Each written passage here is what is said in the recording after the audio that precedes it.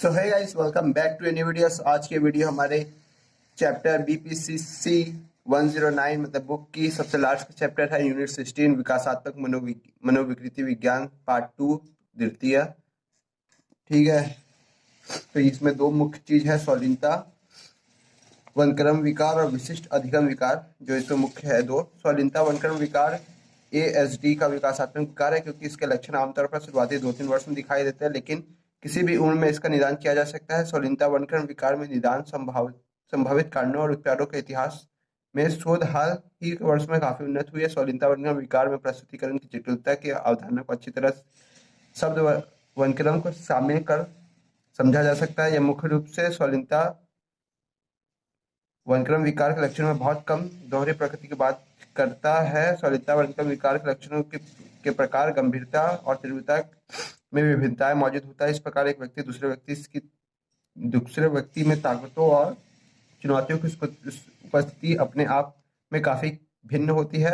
उदाहरण के लिए, दो व्यक्ति जिनका कम कार्यात्मक स्वाधीनता के साथ निदान किया गया है, उनमें लक्षणों की प्रस्तुति अलग अलग हो सकती है। इस इकाई में हम स्वाधीनता वनक्रम विकार और नैदानिक मानदंड, कारणों और संभावित उपचार पर चर्चा करेंगे। यद्यपि विकार की विविधता में सराहना की गई है, लेकिन इस शोध में कुछ कमी प्रतीत होती है। इसमें कई स्वाधीनता वनक्रम वाले व्यक्ति अपनी स्थिति को से उभर सकते हैं या उसमें लचीलापन हो सकता है, अतः इस पर भी चर्चा करना चाहेंगे। स्वाधीनता वनक्रम विकार सबसे अधिक अक्षम करने वाले बाल्यावस्था में विकार में से एक है।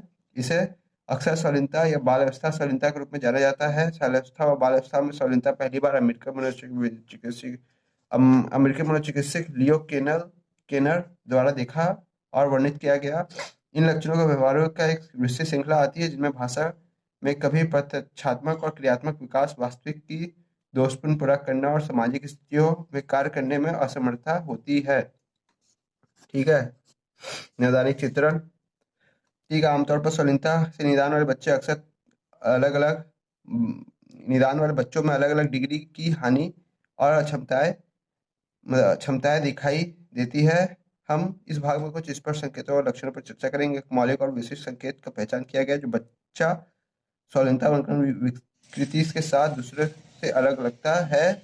यह जीवन में शुरुआती चरणों में ही स्पष्ट हो जाता है। इन शिशुओं में आमतौर पर आलिंगन न करने वाला, शायद ही कभी मुस्कुराने वाला, लगभग कभी नहीं, विशेषकर जब खिलाया जा रहा हो, तब अपने आसपास के व्यक्तियों का भी अवलोकन करना। उदाहरण के लिए, जब वे आ रहे हो या जा रहे हो। सामाजिक अंतक्रिया विशेषता में क्षति होती है। वनक्रम विकार वाले बच्चे सामाजिक संपर्क और गुणात्मक वनक्रम विभिन्नताएं दिखाते हैं। वो अक्सर संबंधित स्थापित करने में, बनाए रखने में कठिनाइयों का अनुभव करते हैं। मतलब आमतौर पर संबंध स्थापित नहीं कर पाते, लोगों से बात नहीं कर पाते, मिलने जुलने से घबराते हैं।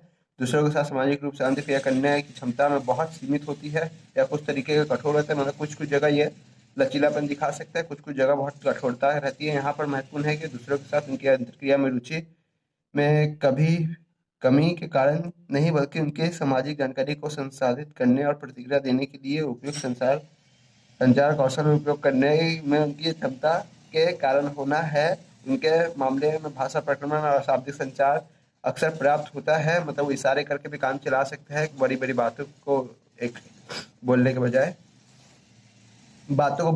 बड़ी बातों को नहीं। सामाजिक अंतरक्रिया कौशल में रणनीतियाँ पढ़ लेना, उद्दीपन और एकरूपता को बनाए रखना। उद्दीपन आमतौर पर दोहरा वाले व्यक्तियों क्रियाओं जैसे हिलना, डुलना, चक्र की तरह घूमना आदि का प्रकार होते हैं, जो लंबी अवधि तक जारी रह सकता है। उदाहरण के लिए 1 घंटा या इससे ज्यादा। कुछ अन्य रूढ़युक्त मोटर व्यवहार, कृत्रिमता, हाथ हिलाना, पंजी पर चलना, वस्तुओं को लड्डू की तरह घुमाना, उंगलियों झटकाना आदि शामिल है। मतलब किसी चीज पे विशेषकर ध्यान रहता है, जैसे पंजे पर चलना हो बहुत देर तक, और किसी भी चीज को स्टार्ट करने से चीज को गोल गोल घुमाते रहना, और एक पैर को हिलाते रहना हमेशा। ये सब चीजें हमेशा सेट रहती है, उनमें आकर्षित होती है, जैसे कि पंखे का छूना और खिलौने को पहियों को चलाना। अन्य रूढ़ियुक्त मोटर ठीक है, लड्डू को घुमाना, उंगलियां झटकाना आदि शामिल हो सकते हैं। वे चलती वस्तुओं को आकर्षित हो सकते हैं, जैसे कि पंखे को छूना और खिलौने के पहियों को चलाना। चलती हुई चीजों को छूने की भी आकर्षकता होती है। कुछ बच्चे अपने वातावरण को स्वयं सक्रिय रूप से व्यवस्थित करने प्रतीत होते हैं। इस प्रकार के अन्य लोगों को हस्तक्षेप को कम करते हैं, मतलब अपनी चीज़ों को अपने से ही स्वयं ठीक करते हैं और दूसरों को हस्तक्षेप से हमेशा बचते हैं कि कोई उनकी चीज़ों में हस्तक्षेप ना करे, और एकांत दिनचर्या को प्राथमिकता देता है, एकांत में ही सब कुछ कर लेता है और बहुत लोगों के सामने चीज़ों को नहीं करते। स्वलीनता और व्यतिक्रम विकार के कुछ बच्चे स्वर्ण उद्दीपक के प्रति सक्रिय घृणा करते हैं और वो उदाहरण के लिए अपने देखभाल करने वाले माता पिता की आवाज़ पर ही रोना शुरू कर दे सकते हैं। हालांकि इस पैटर्न में हमेशा सुसंगति नहीं, क्योंकि बहुत नरम ध्वनि से चिड़चिड़े हो सकते हैं और स्पष्ट रूप से बहुत तेज ध्वनि को अनदेखा कर सकते हैं। मतलब तेज बड़ी बड़ी प्रॉब्लम्स होती है, मतलब ध्यान से चीज़ों को, बातों को हल्की आवाज़ में ही सुनना पसंद करते हैं, बहुत तेज ध्वनि की बातों को अनसुना कर देते हैं। चिल्लाओ जितना चिल्लाना है, हम सुनेंगे ही नहीं। ठीक है, बौद्धिक क्षमता और अधिगम की स्थिति कैसी होती है तो ये भी पढ़ सकते हो। यदि हम स्वतंत्रता बनकर विकार वाले बच्चों की मनोशैक्षणिक पार्श्वचित देखते हैं तो उनमें अक्सर असामान्य पैटर्न की विशेषता दिखाई देती है। अन्य बच्चों की तुलना में स्वतंत्रता बनकर विकार वाले बच्चे विभिन्न संज्ञात्मक या बुद्धि कार्यों में जिसे चिंतित किया जा सके ऐसी क्षति दिखाते हैं। उदाहरण के लिए स्मृति कार्यों में वो दोनों सामान्य बच्चों और बौद्धिक क्षमताओं वाले बच्चों की तुलना में महत्वपूर्ण रूप से प्रभावित हो सकते हैं, या उनकी मानसिक स्थिति को प्रतिनिधित्व करने की विशेष कमी के कारण हो सकता है। ये सामाजिक तर्कण में कमी है, यद्यपि वो वस्तुओं से हेरफेर करने में अच्छे होते हैं। स्वाधीनता बनकर विकार वाले संबंधी को संज्ञात्मक विशेषता होती है। पढ़ने में तेज हो सकते हैं, पढ़ने में धीमे भी हो सकते हैं, समय पर बोल भी सकते हैं, और हो सकता है वो उस चीज़ पे तर्कहीन रहे, वो चुप रहे, वो जान के भी। बहुत सारी बातें होती हैं, कोई नहीं कह सकता ये बात सब में वैध होती है। हर में अलग अलग तरीके से काम होता है बच्चों में। स्वाधीनता के कारणात्मक पहलू मनोवैज्ञानिक और सामाजिक कारक होते हैं। कुछ मतलब उनके व्यवहार बनते समय कुछ ऐसे कारण होते हैं और कुछ सामाजिक कारण होते हैं, जैविक पहलू होते हैं। मतलब कुछ जैविक पहलू आनुवंशिक पहलू टाइप होते हैं जो जीवन में पहले से ही आते हैं। और फिर स्वाधीनता उपचार कैसी होती है? स्वाधीनता उपचार का पूर्वानुमान अपर्याप्त है, और क्योंकि समस्याओं को गंभीरता और शालीनता से निदान किए जाते हैं, उनका उपचार ठीक ढंग से नहीं किया जा सकता। दुर्भाग्य से आमतौर पर उपचार की छवि खराब प्रतिक्रिया के कारण शालीनता से पीड़ित बच्चों को कई तरह के नए दृष्टिकोण को अधीन किया जाता है और अधिकतर समय अप्रभावी साबित होता है। कोशिश करते हैं कि नए दृष्टिकोण से उनका व्यक्तित्व परिवर्तन किया जाए। चिकित्सा उपचार अवसाद रोधी मनोविकार के प्रति प्रभावीकारी और उत्तेजक स्वाधीनता के उपचार में सबसे अधिक उपयोग की जाने वाली दवाई है, लेकिन उनकी प्रभावशीलता के आंकड़े उनके उपयोग को तब तक प्रोत्साहित नहीं करते जब तक बच्चा दूसरे माध्यमों से दवाई से पूरी तौर पर अनियंत्रणीय न हो जाए। कभी कभी उपयोग की जाने वाली दवाएं किसी विशेष लक्षण के उपचार के लिए होती है जो मामले में स्पष्ट होती है। उदाहरण के लिए यदि चिड़चिड़ापन और आक्रामकता के स्तर को कम करने के तरीके शामिल हो सकते हैं, मतलब उस चीज़ों की दवाई दी जाए तो वो स्तर तो कम हो सकता है, लेकिन दूसरे मूड पर प्रभाव पड़ सकता है। और व्यवहारात्मक उपचार, मतलब उससे व्यवहार की ही दिशा ठीक रहे, उससे बात करके। स्वाधीनता वर्णक्रम विकार और एस्पर्जर सिंड्रोम का समावेश पढ़ लेना, मूड नहीं है इसको समझाने का भी। ठीक है, विशिष्ट अधिगम विकार विशिष्ट अधिगम विकार न्यूरो विकासात्मक विकास की श्रेणी में आता है। यह एक ऐसा वर्गीकरण है जिसमें व्यक्ति को एक या अधिक क्षेत्र में विशिष्ट तरीके से सीखने में कठिनाई होती है। इसमें सीखने की क्षमताओं को सीखने का विकार भी कहा जाता है, और कुछ विशिष्ट शैक्षणिक भाषा और वाक्य संबंधी दक्षताओं में अपर्याप्त विकास इनकी विशेषता होती है। इसमें मुख्य तौर पर पढ़ने के क्षेत्र, वाचन कौशल, गणित, डिस्कल्कुलिया और लेखन डिस्ग्राफिया क्षेत्रों में कठिनाई शामिल होती है। मतलब बोलने में समस्या हो सकती है किसी चीज को, और गणित करने में और लेखन में लिखने में भी कठिनाइयाँ होती है। विशिष्ट सीखने के विकारों में DSM-5 और DSM-1 to DSM-5 हम लोग का थर्ड ईयर में है तो उसको पढ़ा जाएगा, लेकिन अभी यहाँ पर DSM-5 में 2013 में जोड़ा गया। ये एक अकेला निदान है जो सामान्य शैक्षणिक कौशलों के साथ संभावित कठिनाइयों के संग्रह का वर्णन करता है। इनमें पढ़ने, गणित और लिखने के क्षेत्रों के लिए विस्तृत विनिर्देशन शामिल है। DMS-5 एक का डोमेन की पहचान नहीं करता, बल्कि एकल निदान विशिष्ट सीखने के विकारों के संकलन के लिए उपयुक्त माना गया है। इस श्रेणी के नैदानिक शुद्धता और लक्ष्य देखभाल को ज्यादा प्रभावी ढंग से करने के लिए विस्तृत किया गया है। विशिष्ट अधिगम विकार का निदान शैक्षणिक प्रदर्शन ऊपर बताए गए क्षेत्रों में कम से कार्य एक से औसत तक से कम होना चाहिए, और लक्षण दैनिक जीवन स्कूल में प्रदर्शन को कम में भी हस्तक्षेप कर सकते हैं। कठिनाइयों और संवेदी ज्ञानात्मक विकासात्मक और तंत्रिका संबंधी विकारों के कारण नहीं होना चाहिए। ठीक है, विशिष्ट अधिगम के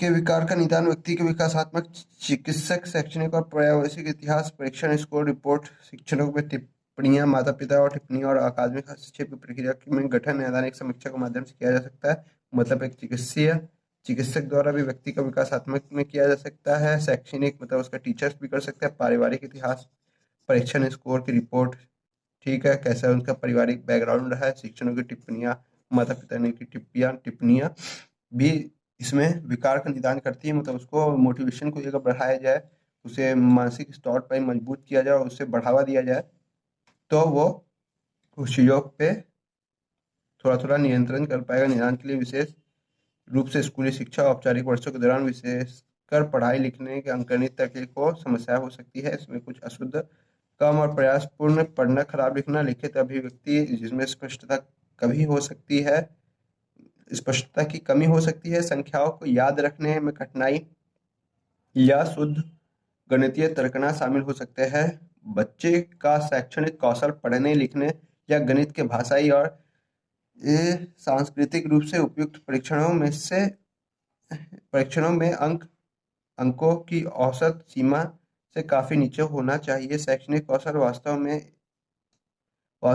में और मात्रात्मक रूप से व्यक्ति की अपेक्षाकृत कालानुक्रमिक आयु के नीचे व कम होना चाहिए। ये कठिनाइयां कुछ विकासात्मक तंत्रिका संबंधी, संवेदी या मोटर विकारों के कारण नहीं होने चाहिए, और इनके द्वारा शैक्षणिक प्रदर्शन और उपलब्धि, व्यावसायिक प्रदर्शन और दैनिक गतिविधियों में बाधा या हस्तक्षेप आना चाहिए। ठीक है, विशिष्ट अधिगम विकार के कारणात्मक कारक और जितनी कहानी है वो आप पढ़ सकते हो।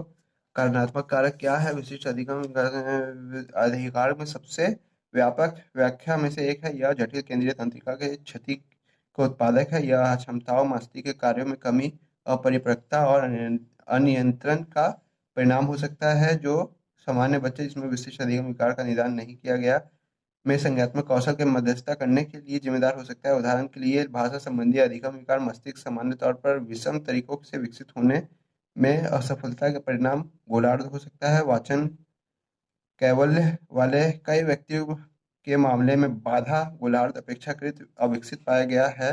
मतलब जो हमारा मस्तिष्क दो भागों में विकसित है, उसमें जो गोलार्ध है वो कम विकसित पाया गया है, जिसमें एफआरएमआई स्कैन का उपयोग करते हुए रिचर्ड्स और सहकर्मियों ने सुझाव दिया कि वाचन कैवल्य वाले लोगों में अनुमस्तिष्क व शारीरिक सक्रियता में कमी पाई गई। वह आनुवंशिक रूप से हस्तांतरित भी हो सकता है और परिवारों में आगे बढ़ सकता है। मतलब ये चीज जो है, कम विकास उसके मानसिक रूप का आगे बढ़ सकता है। ठीक है, तो इसमें क्या क्या कुछ होता है, जो लक्षण होते हैं वो भाषा सीखने व अर्जित करने और बोलने में देरी होती है उनको, विकासात्मक प्रगति में संभावित देरी, शब्दों का गलत उच्चारण और छोटे बच्चे की तरह बोलने की उपस्थिति। मतलब बहुत समय, लंबे समय तक वो छोटे बच्चे तक बात करते हैं और शब्दों का भी गलत उच्चारण करते हैं। साधारण नर्सरी कविताओं को सीखने में असमर्थन, वर्णमाला के अक्षरों को सीखने और याद रखने में कठिनाई, बहुआरक्षित और आरक्षित में ध्वनियों और मिश्रित करना। उदाहरण के लिए एनिमल के लिए एनिमल, एनिमल के लिए एमिनल, अच्छा, स्पेंगरी के लिए बिसेगरी, हेलीकॉप्टर के लिए हेलोप्टर आदि होता है। जल्दी हकलाना, कान में संक्रमण, जूते बांधने में कठिनाई, दिशात्मक शब्दों में अवधारणाओं में भ्रम, जैसे कि दाएं या बाएं, ऊपर या नीचे, बाद में या पहले आदि। ठीक है,